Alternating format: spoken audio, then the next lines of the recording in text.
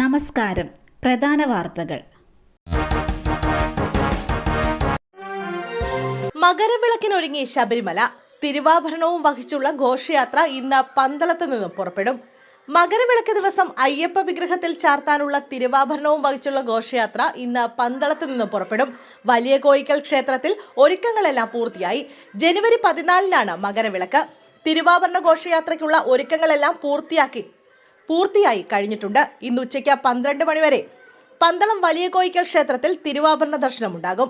തുടർന്ന് പ്രത്യേക പൂജകൾക്ക് ശേഷം ഘോഷയാത്ര പുറപ്പെടും. പരമ്പരാഗത പാതയിലൂടെ വിവിധ ക്ഷേത്രങ്ങളും കടന്ന് ഘോഷയാത്ര 14 ഉച്ചയ്ക്ക് ചെറിയാനവട്ടത്തെത്തും. തുടർന്ന് നീലിമല താണ്ടി വൈകിട്ട് 5 മണിക്ക് ശരംകുത്തിയിൽ എത്തിച്ചേരും. അവിടെ ഘോഷയാത്രയെ ദേവസ്വം പ്രതിനിധികൾ ചേർന്ന് ആചാരപരമായി സ്വീകരിച്ച് സന്നിധാനത്തേക്ക് ആനയിക്കും.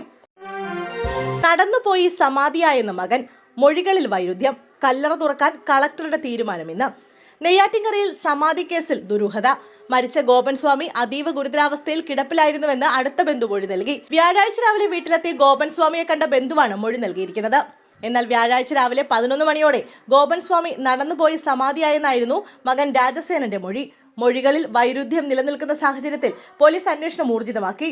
ഗോപൻ സ്വാമി മരിച്ച ശേഷം സമാധി സ്ഥലത്ത് കൊണ്ടുവയ്ക്കാനുള്ള സാധ്യതയും പോലീസ് പരിശോധിക്കുന്നുണ്ട്. കുടുംബത്തിന്റെ മൊഴിയിൽ ദുരൂഹതയുണ്ടെന്ന് പോലീസ് പറയുന്നു. മരണത്തിലെ ദുരൂഹത നീക്കാൻ മൃതദേഹം പുറത്തെടുത്ത് പോസ്റ്റ്മോർട്ടം ചെയ്യണമെന്ന പോലീസ് അപേക്ഷയിൽ കളക്ടറുടെ തീരുമാനം ഇന്നുണ്ടാകും. ലോഡ്ജിൽ യുവതിയും സ്വകാര്യ ചാനൽ ജീവനക്കാരനും മരിച്ച നിലയിൽ.